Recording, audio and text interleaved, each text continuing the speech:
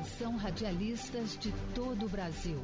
É hora de noticiar os fatos que ajudam a construir um novo país. Direto dos estúdios da Empresa Brasil de Comunicação em Brasília, vem aí a Voz do Brasil.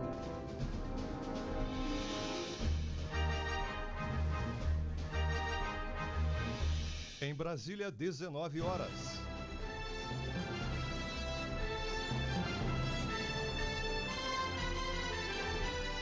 Está no ar a Voz do Brasil.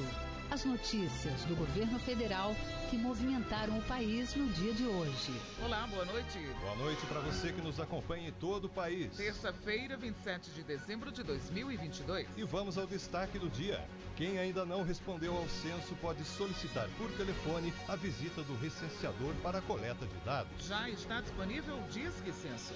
Você também vai ouvir na Voz do Brasil. Recondicionar computadores e outros equipamentos eletrônicos e devolvê-los à sociedade em projetos de inclusão digital. Tema da entrevista ao vivo do dia com Marcos Vinícius Galetti, diretor do Departamento de Projetos de Infraestrutura do Ministério das Comunicações. Novas regras do Pix começam a valer a partir da próxima semana, Cleide Lopes. Pelas novas regras, não haverá mais limite por transação, mas fica mantido o limite por período de tempo. Não gostou do presente de Natal? Ele veio com defeito ou não é do tamanho correto? Vamos falar sobre quais direitos você tem na hora de trocar os presentes. Jéssica Gonçalves. O prazo é maior para os bens duráveis, como eletrodomésticos e sapatos. Já no caso dos não duráveis, como produtos de beleza e maquiagem, o consumidor tem um pouco menos de tempo para efetuar a troca. Hoje, na apresentação da Voz do Brasil, eu, Márcia Dias e Roberto Camargo. E assista a gente ao vivo pela internet. Acesse voz.gov.br. No serviço público, o computador também é uma ferramenta essencial de trabalho. E quando esses equipamentos estragam ou ficam obsoletos, podem ser recondicionados e devolvidos à sociedade em projetos de inclusão digital, por exemplo. Esta é uma das ações da Política Nacional de Desfazimento e Recondicionamento de Equipamentos Eletrônicos. E para saber mais detalhes sobre esta política, a gente conversa ao vivo com Marcos Vinícius Galetti, diretor do Departamento de Projetos de Infraestrutura do Ministério das Comunicações. Boa noite, diretor. Boa noite, é um prazer estar aqui. Obrigado pelo convite. Diretor, nós vamos começar explicando para o nosso ouvinte o que é essa política que foi sancionada pelo presidente Jair Bolsonaro. Nós temos um programa chamado Computadores para a Inclusão, já em execução no Ministério das Comunicações, e até hoje já foram recondicionados mais de 28 mil equipamentos no âmbito desse programa. Nós temos convênios com centros de recondicionamento de computadores no Brasil inteiro, já são 18 centros de recondicionamento. E esse programa tem esse objetivo de doar os equipamentos recondicionados para escolas públicas, pontos de inclusão digital, capacitar jovens e tratar adequadamente o resíduo eletrônico. Então essa é a instituição dessa lei, né, que foi aprovada no mês passado, sancionada semana passada pelo presidente, institui de forma legal esse programa e vai dar um impacto positivo na execução dessa política pública. A política incentiva o reaproveitamento, então, de computadores e artigos de informática que estão sem uso na administração pública? Na administração pública, direta, indireta, podemos fazer convênios com estados, municípios, né, poder legislativo, judiciário, e também aceitamos doações de empresas privadas. E de que forma, diretor, os órgãos do governo vão informar sobre esses equipamentos? Eles devem comunicar ao gestor do programa, que no caso é o Ministério das Comunicações, por e-mail ou por ofício, e em até 30 dias o Ministério das Comunicações tem que se manifestar pelo interesse no recebimento dos equipamentos. E como é que será feito o recondicionamento desses computadores, eletroeletrônicos? Isso, o Ministério direciona essas doações para um centro de recondicionamento, né, e o centro é responsável por fazer todo o preparo do equipamento para poder ser novamente utilizado. Normalmente a gente aproveita cerca de 60%. A cada 10 computadores que a gente recebe, a gente transforma em 6 bons computadores que podem ser utilizados por escolas públicas, bibliotecas e outras instituições para ficar disponível para a população. Tá certo. E, diretor, como é que ficam os centros de recondicionamento de computadores que já existiam? Essa política vai mantê-los? Sim, vai mantê-los e vai melhorar a capacidade deles, né? Porque a cada 2 anos a gente tinha um problema do limite da legislação eleitoral. Então, o programa praticamente ficava suspenso, né, a cada 2 anos, por causa das limitações de doação de equipamentos durante o período eleitoral. Com a instituição do programa em lei, essa limitação deixa de existir e o funcionamento dos CRCs passa a ser mais eficiente. Da mesma forma como eles são incorporados a esse programa, então, com tudo mais que está incluído, né, no escopo desse projeto. Com certeza. Isso. E como é que é feito esse trabalho aí nos centros? Onde é que eles ficam? Nós temos centros em 14 unidades da federação, né? Então, por exemplo, aqui em Brasília, perto de Brasília, nós temos no Gama, um centro que é conveniado conosco, e outro em Formosa, né? No estado de Goiás. E nós temos em diversos estados, Minas Gerais, no Rio Grande do Sul, no Piauí, então, no Amazonas, então, e queremos ter em todas as unidades da federação. Nós temos projetos de implantar pelo menos um CRC em cada estado do país. Agora, além da questão ambiental, né, da destinação adequada desses equipamentos já fora de uso, é importante também a gente destacar, diretor, o quanto essas ações de reciclagem de computadores podem contribuir para a população mais vulnerável. O que o senhor pode falar a respeito? A gente contribui com a população vulnerável, principalmente além da entrega dos equipamentos, né, para escolas públicas e pontos onde a população possa fazer o uso, né, que a gente chama de pontos de inclusão digital. Nós também, nesse processo, capacitamos jovens, né, e adultos nas tecnologias de informação.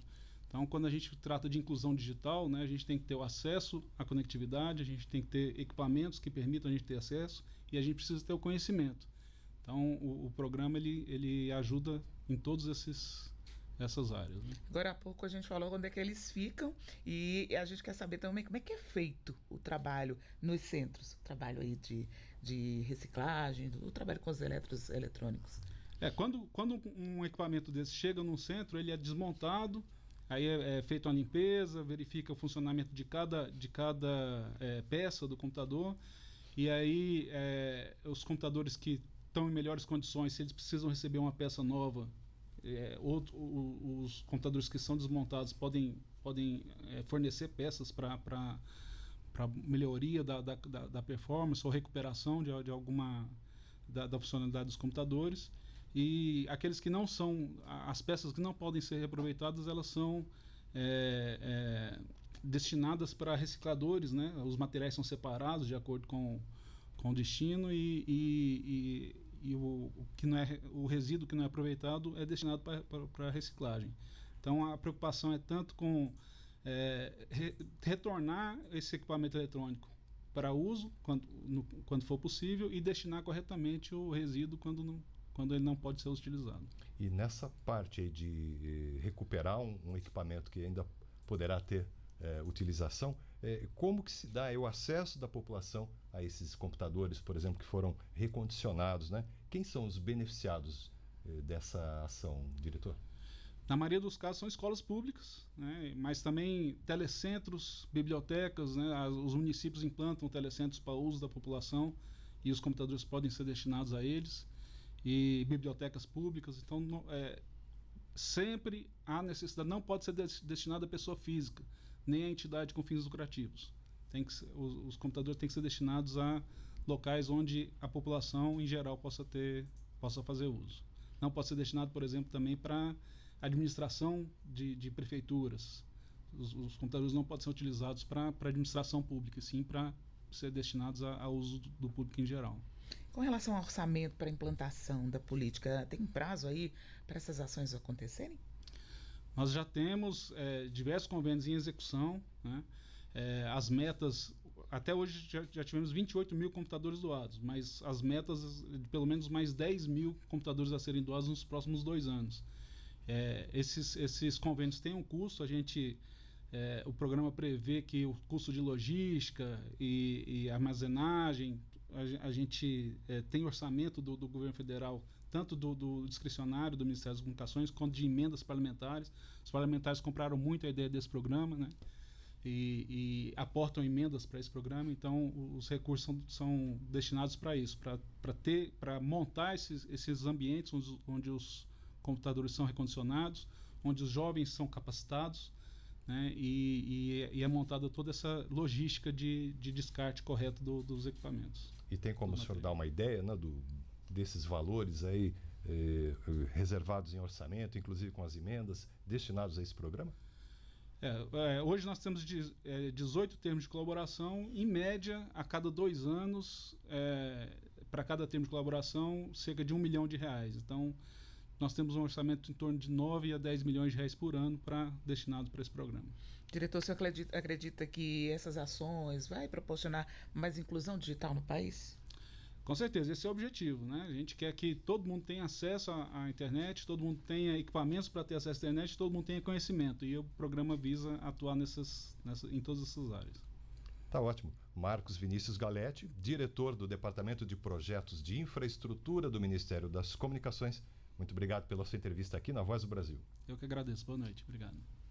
E vamos aproveitar a vinda do diretor do Ministério das Comunicações para falar sobre as ações da pasta neste ano. Em 2022, a internet de quinta geração chegou a todas as capitais do país. O Brasil ainda avançou para levar internet a locais isolados na região norte. E mais de 3 mil municípios ganharam conectividade em escolas, praças e postos de saúde com o programa Wi-Fi Brasil. É o que vamos ouvir em mais uma reportagem da retrospectiva sobre as ações do governo que a gente vem exibindo ao longo das últimas semanas aqui na Voz do Brasil.